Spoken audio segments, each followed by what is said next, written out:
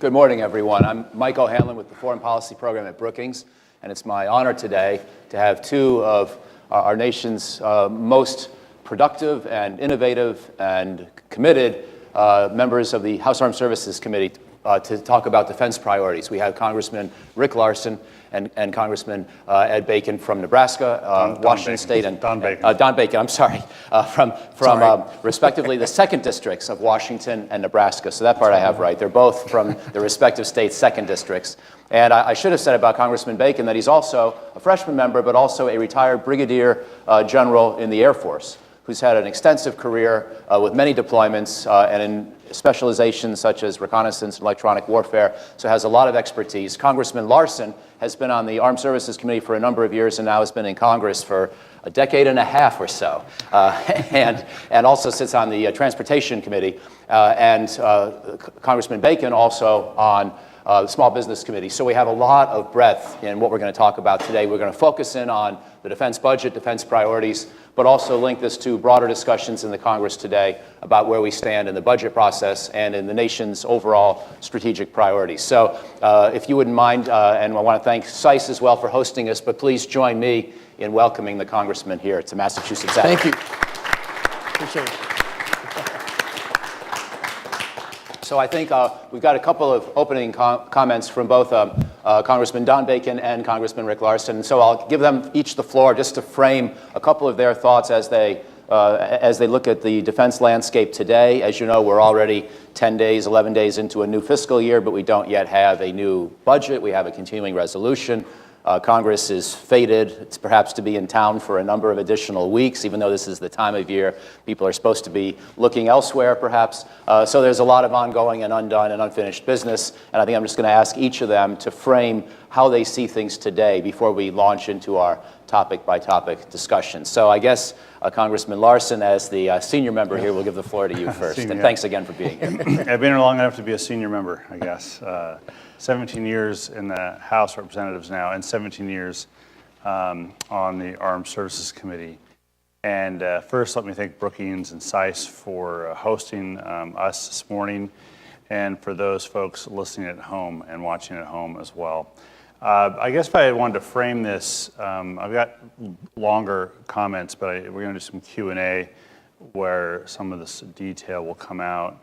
But if you wanted to frame this debate in the Armed Services Committee and the House of Representatives, I think you think about a triangle, and it has obviously 3 points on it. One point would be procurement, that is our willingness and our ability to purchase the capabilities that our U.S. military needs to ensure that we are never in an actual fair fight, that we always have the advantage. So procurement's on one point. Operations on another point, that of course being the idea that we are deployed, our military is deployed around the world. We're operating in a variety of places in the world, and I think we'll go through that list as we move forward this morning. And that comes with a cost to it as well, and an investment. And then the third point would be readiness. That is our ability, our willingness to ensure that the folks we do send, that we do deploy, are ready, that they've been trained, that they have the backup, that they, as well, that they have the things that they need. That's the on the procurement side. So these 3 points on the triangle, procurement, readiness, and operations, sort of are always in a tension, pushing and pulling on each other when we have this budget debate in Congress. When it comes to the defense budget. But as we've heard from our military leaders, that tension is becoming more and more under duress as sequestration and budget caps continue. And that sort of frames the budget environment, if you will, from an objective sense, pulling back from who's a Democrat or who's a Republican. But from an objective sense, that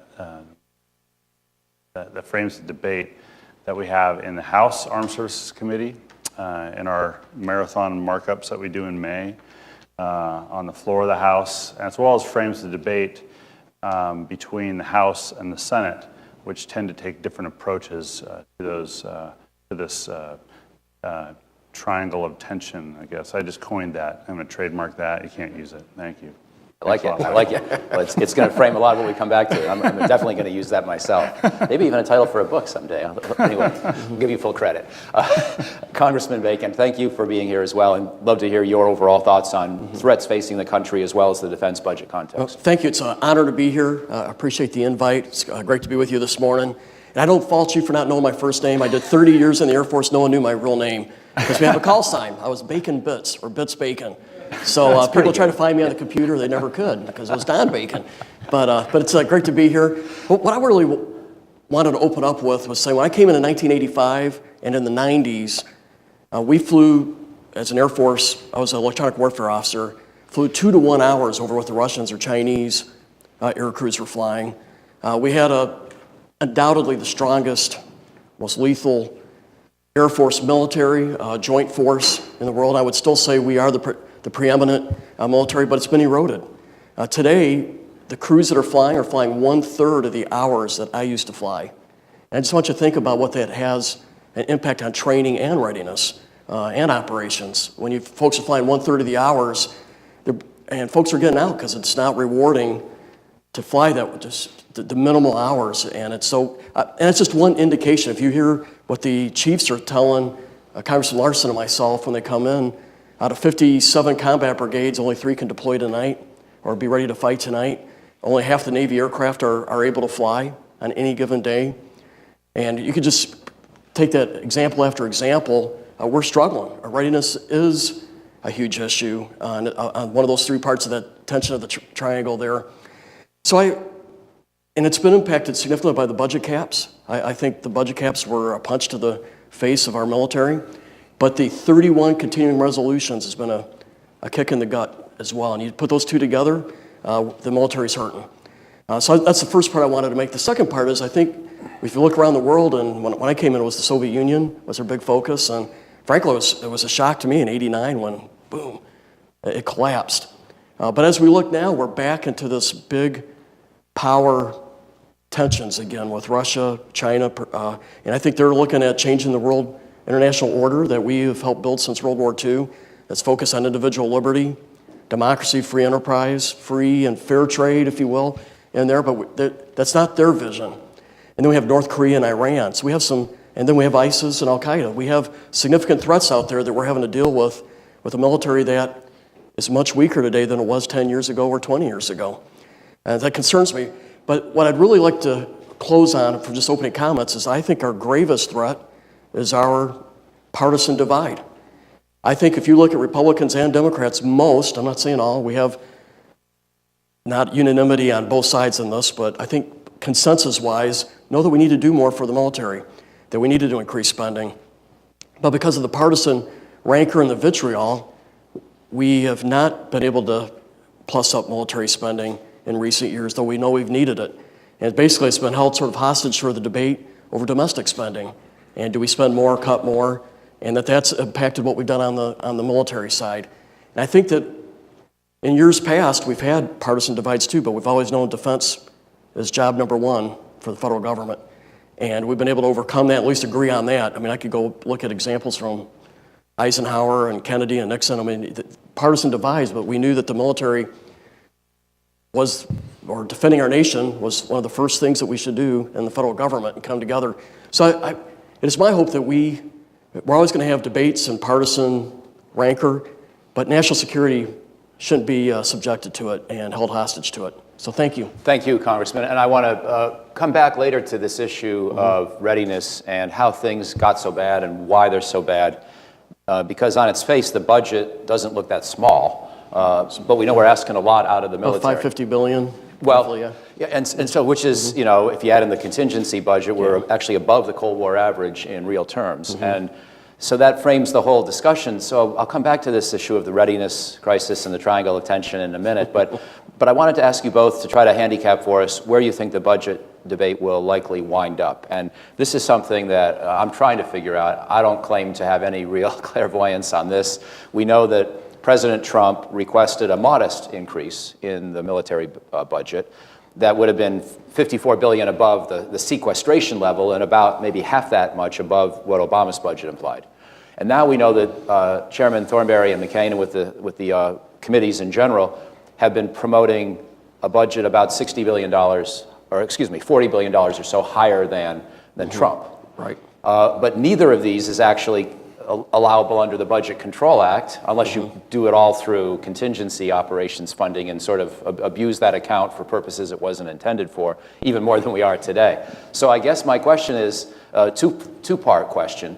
If Trump is sort of in the mid-600s with his budget, once you add in all the defense budget, the Department of Energy, nuclear weapons, Department of Defense base budget, overseas contingency operations. If you add all those together, President Trump's proposed a little bit over 650, and the HASC and the SASC have proposed something around 700 billion each. Yeah, 698 or, yep, you're right. So where are we going to end up, and how do you handicap the odds? Maybe since you're in the majority on this one, Congressman Bacon, I'll start with you. I think when you look at the Senate, and you have to have a bipartisan approach, because when you start looking at the filibuster and getting the group, that's where the center of gravity is going to be at in this discussion.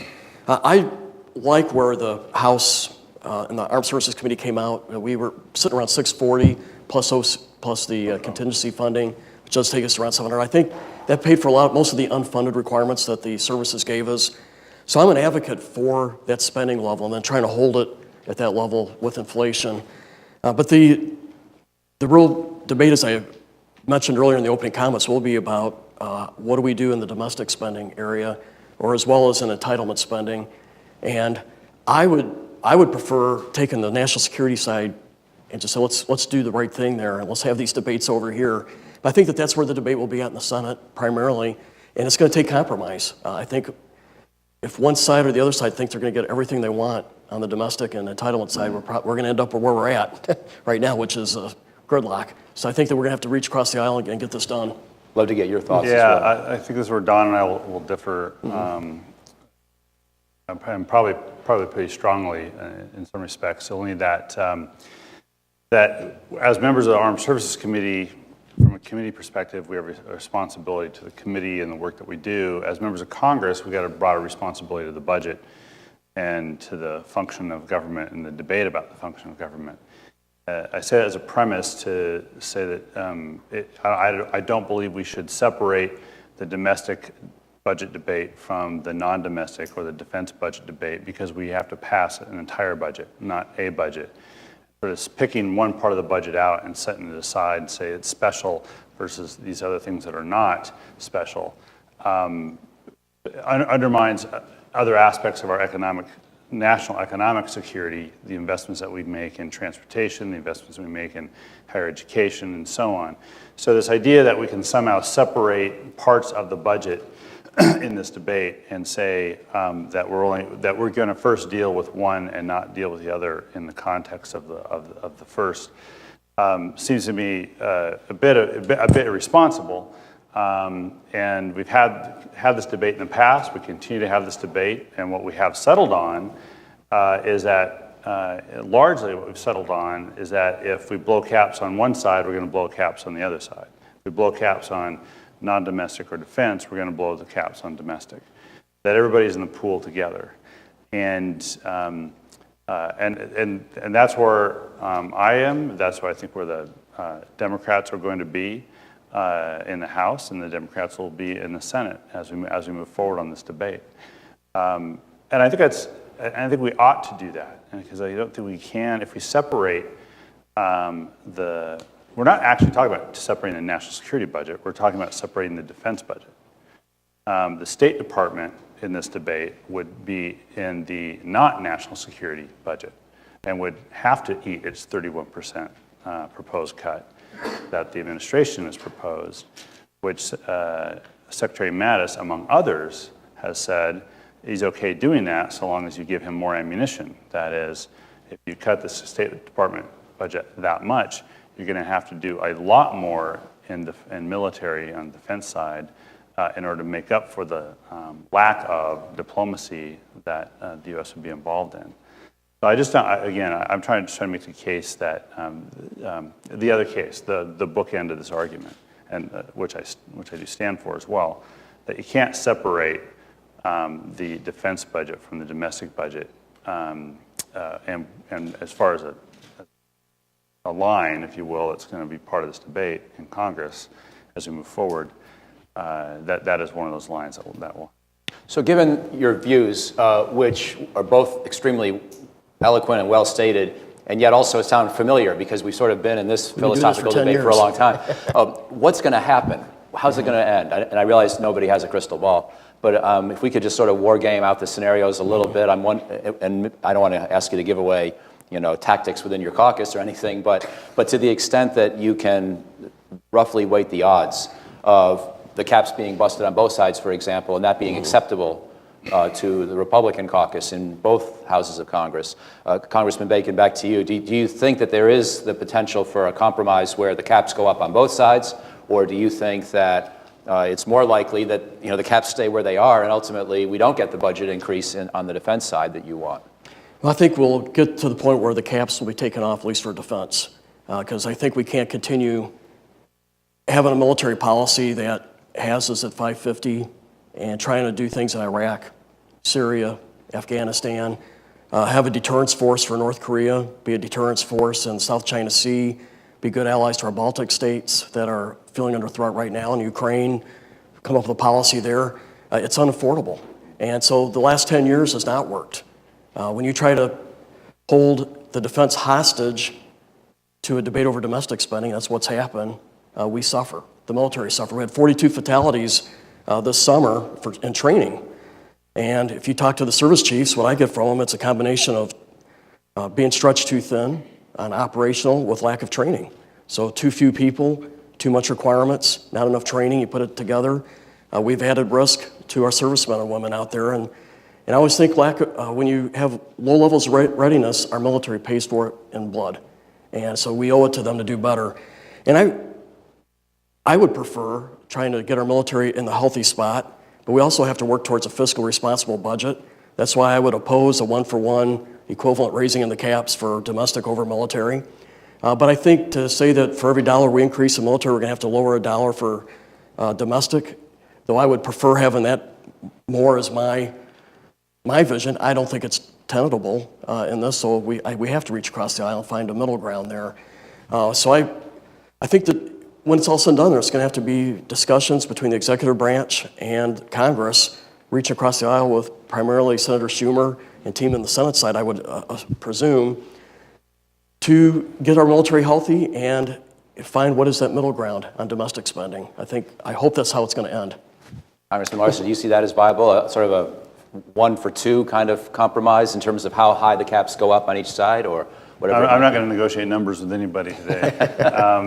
The one set of numbers you ought to think about, that one could think about in the context of this debate, is the tax cut package that's been proposed as well. Again, budgets don't happen in the context of themselves. They happen in the context of everything else that's going on and everything else we spend money on.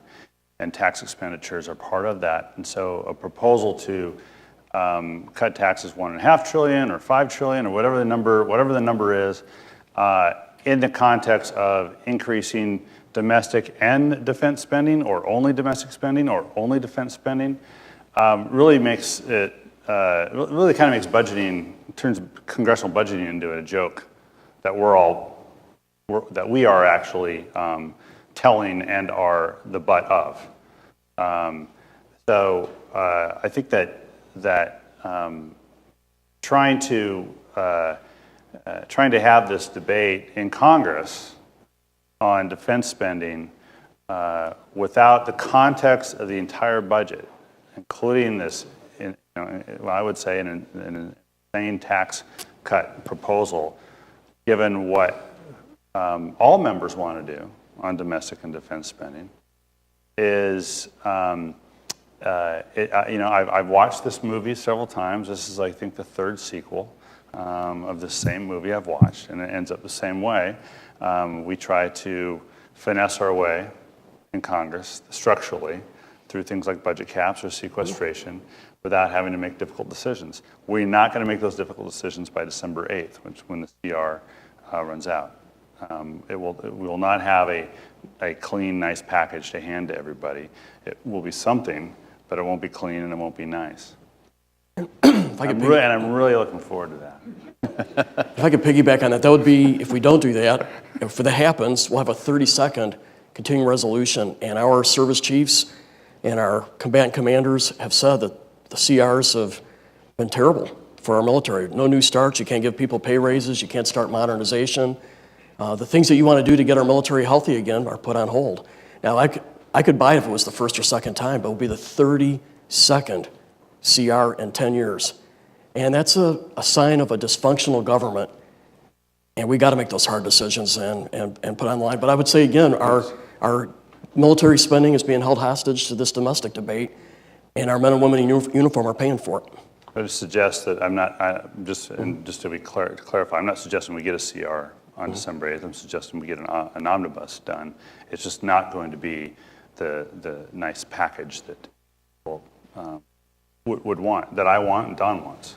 Because it's unlikely to have the tax reform as well, or because it's, I mean, if there's ultimately an omnibus. Because I think at the time we're doing this, it's October 11th, and that's less than 2 months away to December 8th, and there's just not enough time to do this. Well, I think we'll come up with an omnibus package, but I'm not going to predict if budget caps get blown or if we suspend sequestration. That's all going to be part of a bigger deal. There's a lot of pressure on the budget in the military. There's a lot of pressure on the budget on the domestic side as well. And I would just note, like, we're holding young kids in Head Start hostage as well. We're holding the budget holds higher ed Pell Grants hostage as well by cutting Pell Grants for kids who are low income trying to pay for school. So it's not just the military being held hostage in this debate.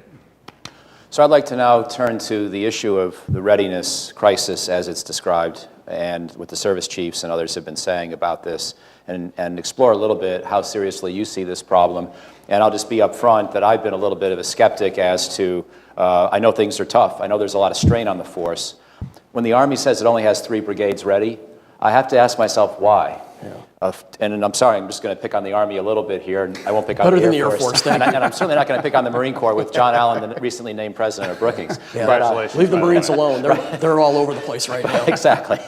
But so let's pick on the Army. We can agree on that. And with apologies to Washington State and our Army friends out there. Absolutely. But I'll say that when the Army complains that it's only got 3 brigades ready out of 30 in the active force and another almost 30 in the National Guard, I'm confused, because the Army's been getting, even with the CRs, the Army's been getting 90% of the requested training budget or more for 4 to 5 years in a row. Sequestration only happened once. That was in 2013. That's getting to be a while back. Continuing resolutions, to my mind, I agree with you. They're very bad because they get in the way of innovation, because you can't do new things. But readiness is an ongoing activity. And moreover, the Army, even though it is busy, and our soldiers deserve kudos, and I'm sure we all agree on that, nonetheless, the overall number of brigades deployed or stationed abroad at this point is far fewer than at the peak of Iraq and Afghanistan. We have 1 in Korea, which rotates through. We have 1 in the eastern NATO region. We have a couple in the broader Middle East. We have 1 in Afghanistan. So we have basically about 5 Army brigades deployed out of 57. So why can't the Army get healthy? And what I'm wondering is, do we have to have some of these changes happen from within the services, that they have to look for new innovative ways to be more efficient in how they employ their force, rather than waiting for a $700 billion budget to ride to the rescue and allow a lot more money for everything? So that's my question. That's a good question. And I think it's a myriad of things that come together. So first of all, when you look at what the proposed budget was under President Obama in 2010, it was about $700 billion for this year, and now we're sitting at $550. So there has been a sizable difference in what we have budgeted out. But I think it's also our modernization has fallen behind. So that's part of the readiness problem, in that we have old equipment that you can't count on. So that modernization isn't normally seen as a readiness issue directly, but in the end it becomes one if you have 25-year-old equipment that you can't maintain and get ready. So I think that you have older equipment, you have folks that have been 5, 6, 7, 8 rotations. I know people in the 55th Wing in Omaha that have done 25 rotations to the Middle East. Now, they don't do the full year rotations. They're 3 and 4 or 5 months, depending on which crew position. But that takes a toll on people. And I think you have a lot of folks who are not able for health reasons to deploy now, so that puts more weight on a fewer groups. So I guess my point would be that the readiness levels is an accumulation of the training budget have been cut. There were some rotations like to the NT National Training Center that they've been reduced in the Air Force. A few years back we cut deployments to the Red Flag, Weapons School. But it's also that we have 25-year-old equipment, at least in the Air Force. I think the Army has roughly the same as well.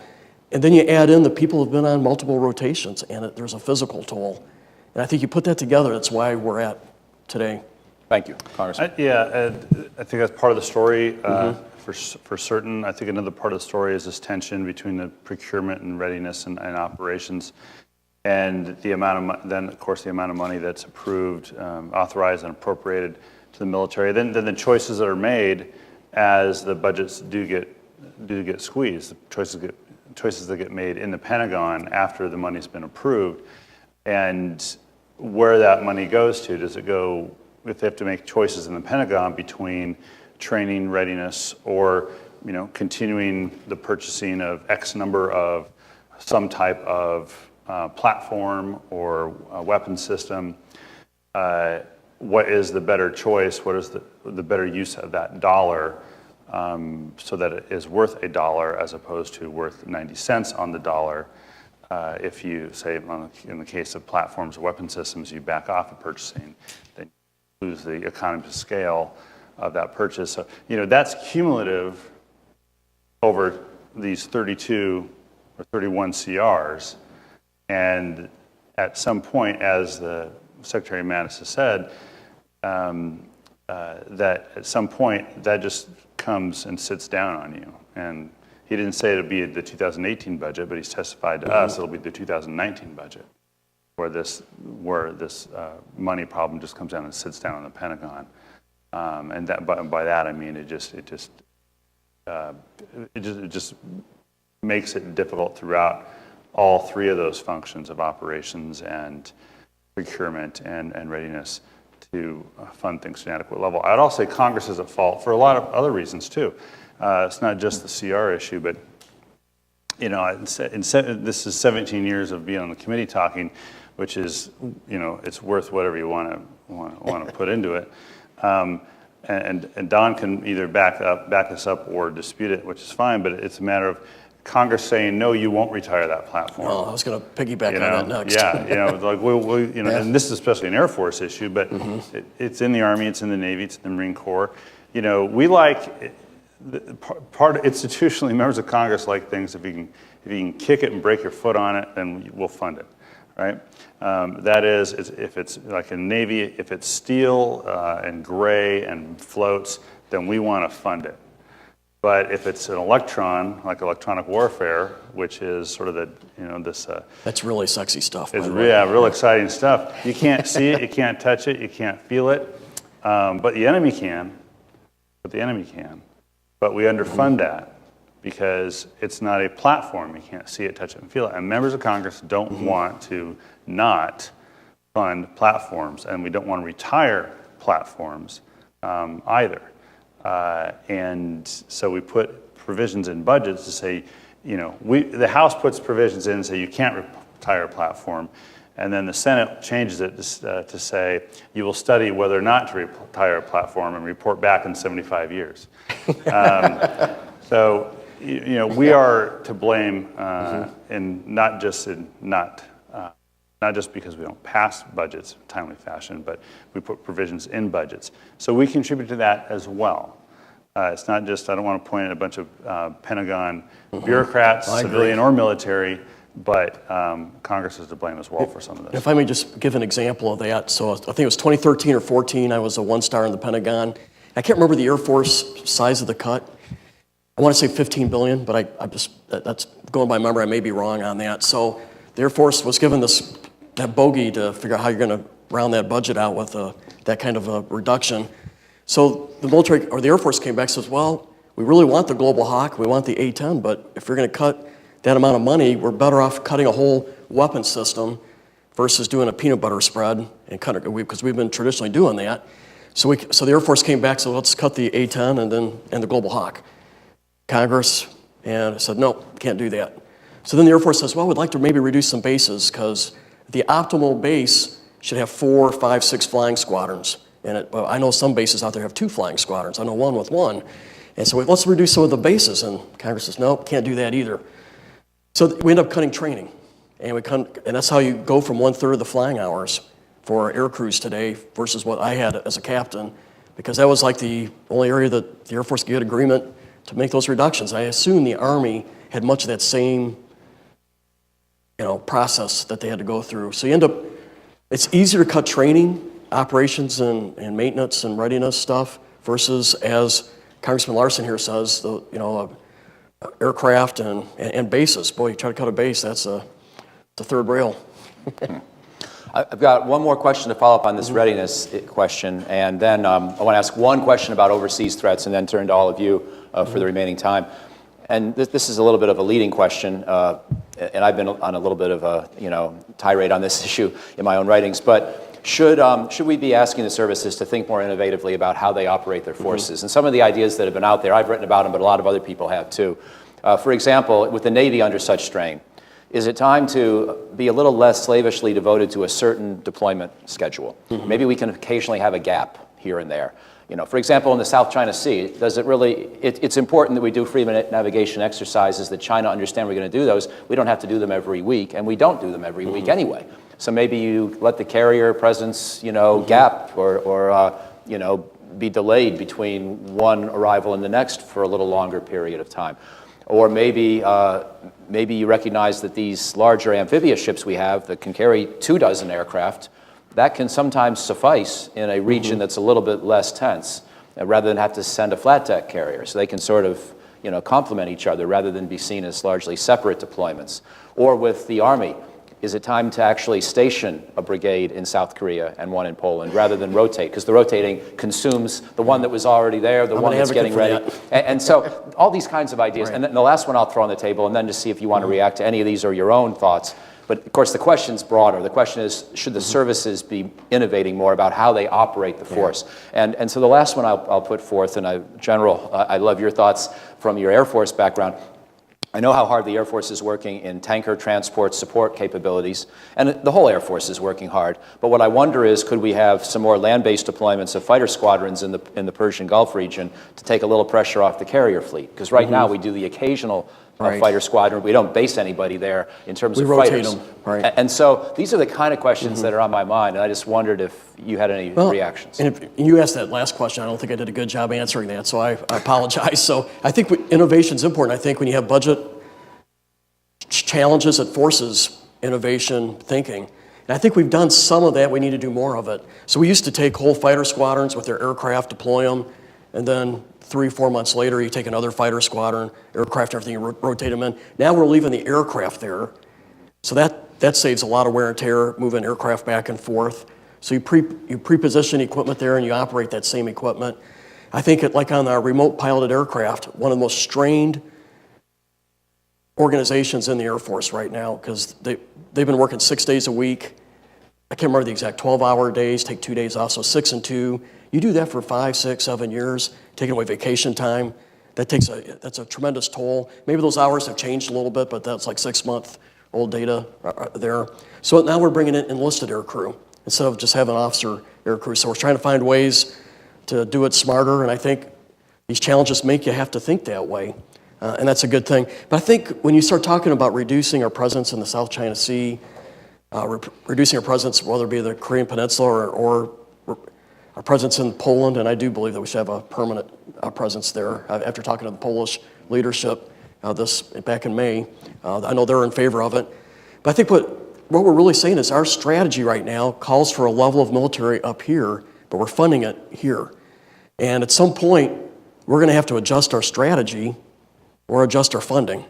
And you just can't keep asking the military to operate at this level with this kind of funding. And that's what we're doing right now, I believe. So it gets back to, and I think some of the things you're saying is really more of a strategy question. And do we want to be the defenders in the South China Sea, the deterrent force with the Philippines and Australians? What is our role with the Korean Peninsula? What is our role in the Baltics? I think we should have a role. I think America withdrawing leads to a more dangerous world. If we're going to do that, we need to fund the military at that level to do it. And by the way, just to be clear, I'm not suggesting we pull back from Korea or Poland, but I'm wondering if some of the naval, But the presence in the South China Sea, if we do it once a year, is that enough? I don't think it is. I mean, at some point, it's a strategy question. Right. And I didn't mean to put words in your mouth. No, very good. Thank you, Congressman Larsen. On the last point, Don made it. I agree. To answer your question, Michael, you need to start with the strategy. Like, what is it? What is our role? What do we want our role to be? What do our friends and our allies want our role to be as well? We need to, I think, continue to recognize there is a demand signal out there for U.S. presence, and defining that presence and how we do that presence is important. I will say this: we're not always going to meet the standard that our friends and allies believe we ought to have in terms of presence, and that should not define what our presence should be either. We're elected to define our presence. Our friends and allies are not elected here in the United States to define our presence. So we have to make that strategic decision. But it is. I think your question is fundamentally a strategic one, and I believe that, and Don noted, the U.S. helped build and lead, and it's largely led a world order since the end of World War II. It has largely benefited a lot of folks, certainly benefited the United States, and I'm not ready to give that up or to cede that to another model, because I don't think another model will work as well. So I just think getting to your question is more of a strategic one. The flip side of this is that, in 17 years, and people have been here longer and they're smarter than me, and people have been here less time in Congress and they're smarter than me. I will say this, though, that the only thing worse than giving the Pentagon too little money is giving it too much money. It is one of the least disciplined departments that I've run across in 17 years in Congress. And so a little tightening is not a bad thing for the Pentagon. So they make decisions, strategic decisions, to force innovation, to force different ways of thinking about it. I'm not now making the case that today is the situation the Pentagon is in today is the right situation for them. But I just, for them to make decisions about how to change deployments, whether or not to pre-position platforms and move people in and out, they should be doing that, looking at that anyway. And they don't need our help to do it. But if they do need our help to do it, then there's something wrong at the Pentagon, not at Congress. One of the areas where I think we could save money at the military tends to, if they have a problem, they build a new headquarters or a new staff. Yeah. And I think we have to review the staff levels of bureaucracy, because you have the folks who are doing the warfighting are a smaller number. And I think we got to always review, are we building too many levels of staff up there? And we really need more folks on the ground doing the job. Yep, thank you. By the way, just a quick plug for Congress, former CBO staff myself. I've always thought Congress's role in defense policy is actually crucial, and that Congress punches above its weight in terms of number of people. And I don't expect the Pentagon to always get it right, because they have cultural biases as well. Yeah. And of course, they always work for a president, whatever his name, that has his own political agenda. And so everything is within that context. So I think Congress is an indispensable. Goldwater Nichols is a great example where I think it was a great change. I agree that Congress is indispensable. The indispensable power. So my last question is hopelessly big, and therefore I hope you'll each narrow it down to a specific thing that is most on your mind. But I wanted to talk at least briefly about overseas threats. You both alluded to them quite a bit already. And you ticked off, Congressman Bacon, a number of the specific places where we are operating or deploy.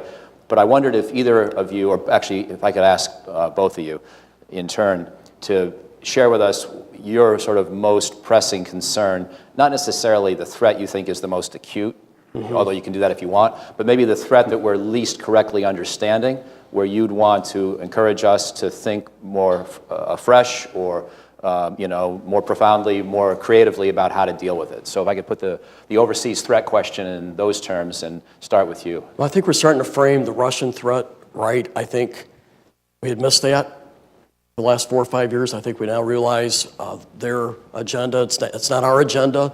They're not our friend. I wouldn't say they're our enemy, but they're surely our adversary and oppose a lot of our national interests for sure.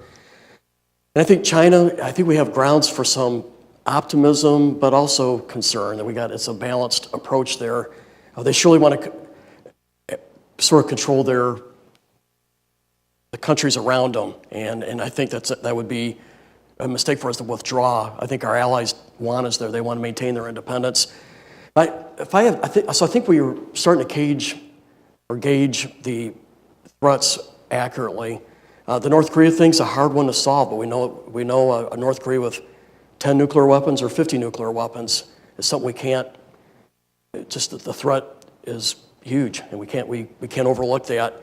I think maybe if I had to put it on one area, the two things I don't know that we have quite right yet is still Iran, which is not the immediate threat, but I think it's the 10-year, 15-year threat, especially with their support of Hamas, Hezbollah.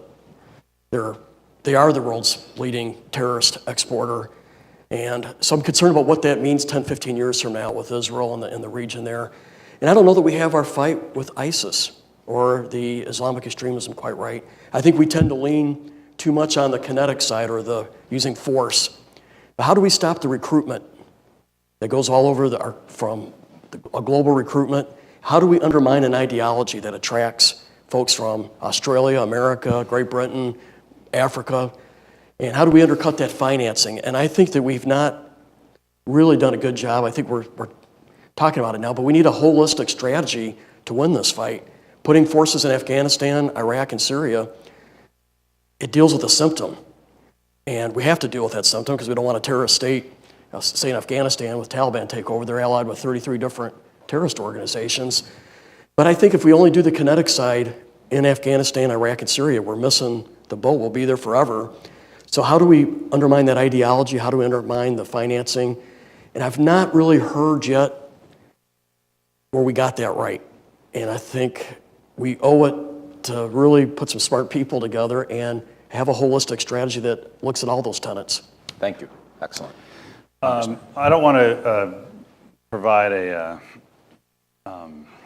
country-to-country global perspective here, so I don't want folks to go away thinking, oh, Larsen didn't answer that question, and he didn't mention my country, or he didn't mention what I was concerned about. So I'm just going to focus on one thing that I think that we need to get right and better, and that is at times in Congress we lump together Russia and China as a single threat. When in fact what each of the, at least in my view, when in fact my assessment is, when in fact my subjective assessment is that Russia has a tactical view of the world, and China has a more strategic view. China has an idea where it wants to be in the world. And it's not necessarily a competitor in every sense with the United States. It's a competitor in some sense. But there is plenty of room for optimism in cooperation in a lot of areas with China. And there's areas of concern. I think Russia's view is one of tactics only, because they don't have the literal firepower, they don't have the economic firepower, they don't have the diplomatic firepower to have a global role. So I think we need to approach our relationships with those two countries differently, and not try to lump them together as if they're in some partnership or cooperative partnership against the U.S. or relative to the U.S. Because I just think that if we do that, we're missing a lot of opportunities to work with a rising China, and we will also miss a clear view of the concerns that we ought to have with a rising China. Outstanding. Thank you very much. Okay, we've got about 15 minutes to bring you all into the conversation. So if you'd like to ask a question, please get my attention, wait for a microphone, and then identify yourself before posing the question. We'll start Ask him here. all the hard ones. Yeah, 2 and 2 is 4. I can answer that one. Thank you very much. John Schwenk with BAE Systems. Thanks both for speaking with us this morning. You can probably guess what I'm going to ask. Given your leadership roles in the electronic warfare working group, I wanted to pull the thread on a little bit of something Congressman Larsen was talking about, and that important capability. It's sort of a capability that's not always publicly recognized, but given some of the things that have happened more recently with things like Russia and Ukraine, that kind of shone a light a little bit on it. So given your two roles in that community, I'm wondering if you could comment a little more publicly about where do you think the services are doing well in EW, where should they be going in the future? Sure, yeah, so thanks. So I got involved with being co-chair of the Electronic Warfare Working Group, which has been around Congress since the mid-90s. Members of Congress create these ad hoc groups every once in a while, and this Electronic Warfare Working Group has been focused on EW. And I have a district in Washington State, the Fighting Second, with Naval Air Station Whidbey Island, and that's where, at the time, I was elected. The Prowler community, largely there. Now the Growler community is largely there. These are the Navy's electronic attack aircraft. So I got involved because it was, the platform was in my district. Platform from which we deliver electrons to jam radar. And over time, then, that evolved into more of an interest in electronic warfare broadly. And so what we did about 7 years ago with the EW Working Group is, I will say, is finally what the Pentagon is doing now. We looked at this problem of EW, which ends up being a feast or famine type of budgeting. If we're in a war, if we're fighting, a lot goes into electronic warfare. And if operational tempo goes down and we're not fighting as much, then not as much investment goes into electronic warfare.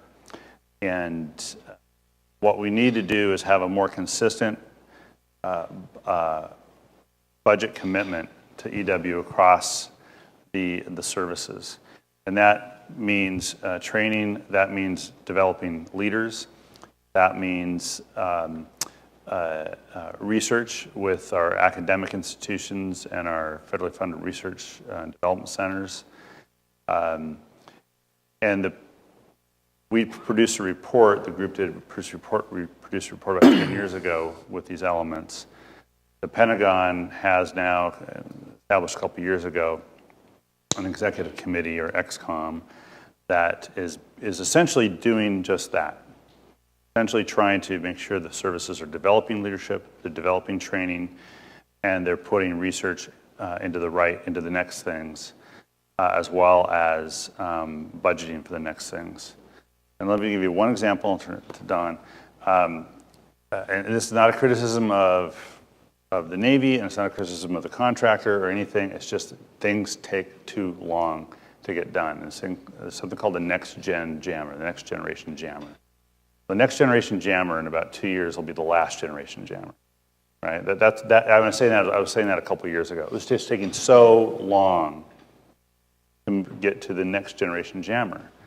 And we're now getting there, which is great. But if we use that model in the future for developing the next generation's jammer, we're going to fall further behind our near competitors like China, for instance. We need to fix this commitment to electronic warfare throughout the Pentagon. And that's in part what the working group's about. I've been very honored to be a part of this working group, just started, and it's something that I'm excited about. I'm an electronic warfare officer in the Air Force, and it's a passion of mine, and I enjoyed doing that for most of my career. In the 90s, we had the preeminent electronic warfare capabilities in our military. We had a strong doctrine, strong advocacy, good funding, and over time we walked away from it. And so we blooded atrophy. And then the Russians and Chinese, though, saw what we did in 1991, for example, with a very potent electronic warfare, and they invested a lot into electronic warfare. So they've been working hard to beef up their capabilities while we were letting ours atrophy over time. And I think, as I had a chance to have our most recent meeting, excuse me, with the Electronic Warfare Working Group, I think if you look back like 5 years ago, we were going at maybe a 180 heading, if I can just draw a picture, but we needed to be going 000. I think we've made a course correction where maybe we're going 010 or 015. I think we got more work to do, but we're turning the ship back around, going the right direction, in my view. But problem number one, I don't think we have our doctrine right. The electronic magnetic spectrum, in my view, and it's scientifically true, it is a physical domain. And if we don't actually describe it as such, as a physical separate domain, and then you have a strategy, how do you get superiority over that domain? If you don't talk like that, then you're not even on first base. So I think our doctrine right now, though it's been improved, it doesn't get to the truth yet. It's a separate domain, and then you have a separate domain. How do you win in that domain? And there's a reluctance in DoD to call it that because they think that leads to more spending in this area, and they don't want to put more money there. But I just think it's an honest discussion that we need to have that in our doctrine. I think advocacy levels, we used to have 2-star generals in the Pentagon that used to oversee electronic warfare. We don't have that today. We do have a 1-star STRATCOM that does a joint, and I'm pleased that that's been put in place. But if you look in the joint staff, it's very diffused who's in charge of electronic warfare. I think there should be a single belly button that is an advocate on the joint staff as well. So I think we've made some progress. Here's what we're doing well. We have capabilities out there to make rapid acquisition in some areas, not big weapon systems, but in some of the smaller ones, Big Safari and some of these rapid acquisition programs are able to turn out some new capabilities fast, especially when in a wartime situation. We would encounter new IEDs in Afghanistan and Iraq, and within 1 month, have the counter to them, which was electronic warfare oriented. So that's an area that we're doing pretty well. Excellent. Thank you. Who else? Yes, sir. Seamus Daniels, CSIS. Do you think that DoD needs to more clearly define the metrics for readiness? I mean, clearly we're in the midst of a debate whether we're actually facing readiness challenges, whether we're in a crisis itself. And so I think a lot of that comes from conflating terms such as modernization and operational tempo with readiness itself. And do you think if we redefine it, it'll certainly alleviate the problem of looking at readiness in a political light at times? Thanks. Want me to tackle? You want to tackle? You can go first. I defer to the. I want to think about that one. Yeah. I first would say I don't think there is really a debate that we have a readiness problem. It's probably level, how bad is it? But I think it's clear that we have a problem in readiness. So I think I just want to respond to that one comment first. And I think there's some clear metrics. How many aircraft can you fly today? What's the maintenance? What's the readiness rate of or the operational status of your aircraft, your ships? How many people are ready to deploy? Those are tangible, concrete readiness levels, and there's probably 100 of them out there, frankly. So I think that we have, but I think your question is, if I can read into it, what feeds into that loss of readiness? And oftentimes modernization feeds into that loss of readiness. When you have 25-year-old aircraft, which is the average in the Air Force, you're going to have a drop in readiness because they're harder to maintain. You know, our tankers today are 60 years old. You mentioned tankers. KC-135s, 60 years old. B-52s. I think the youngest B-52 was made in 1962, to put it in perspective. We have granddaughters flying B-52s today that their grandfathers flew. To me, it says a big story. So modernization does feed into readiness issues. So I think maybe that's the core of your question. But I would just say there is very objective data and stats that reflect our readiness levels, and I think all of them are been pointing in the wrong direction. Thanks. I think it is it'd be right to have metrics for what readiness is. At some point, can everything be 100% ready? Well, no, something will be broken. One thing somewhere will be broken, and you can't deploy it. Therefore, it takes away from 100%. So somewhere between that and where we are now is with the right number. But I think you get stuck in the right number. We need the flexibility to not guess what the exact right number is for that. Honestly, what we ultimately have to be driven by is the broader strategy. Where do we want to be in the world? And honestly, in a really big picture debate, which is not really the one we're having here, we are literally having that debate about what is our presence in the world right now. And it is one I think was foisted on us, but it is one we're having nonetheless. Just one last footnote from me before we'll take our last question and wrap up. CBO, when I was there, one of my colleagues did a study with the sexy name of Selected Indicators of Military Readiness 1980 through 1993. And you can still Google it. It's a great study, and it gets to sort of what you guys are talking about. Yeah. And it's mission capable rates for several dozen categories of equipment, major equipment. It's funding for readiness and who's been to which major unit exercises or rotations.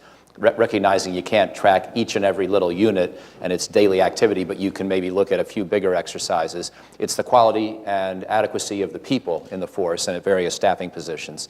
So it's trying to find that middle ground between just a data dump and something that is, still rich enough and textured enough that you can look for individual problems and try to fix them. To me, that's the right level of data. But I think in this century, we've classified a lot of it, and the services have frankly gotten out of the habit of trying to organize it very well, even for their own purposes. And it leads to a problem that my former Brookings colleague and Columbia professor, Richard Betts, wrote about. He did a book on readiness 5 years ago, and he had this one chapter which was entitled Lies, Damned Lies, and Readiness Statistics. Because you can always cherry pick for whatever story you're trying to tell, right. if it's not fairly systematically organized and regularly presented. And the last thing, if you do a data trend over time, then you can compare us to where we were in the 90s, where we were in the 80s, because you're never going to have 100% readiness. You need some kind of perspective. What's a reasonable standard? And so I think that's the kind of report that I'd love to see Congress request again, a CBO, and then Congress can use its clout to pressure the Pentagon to come together and get this data. And anyway, that's just an advertising thought from a former CBO staff. Please, last question of the day. Both for coming. My name's Aaron Kiesler. I'm from Lewisburg. Can both of you talk to us from your roles on the committee, threats that you see coming off on the horizon that you think we should be preparing for today? No. I can't. Threats.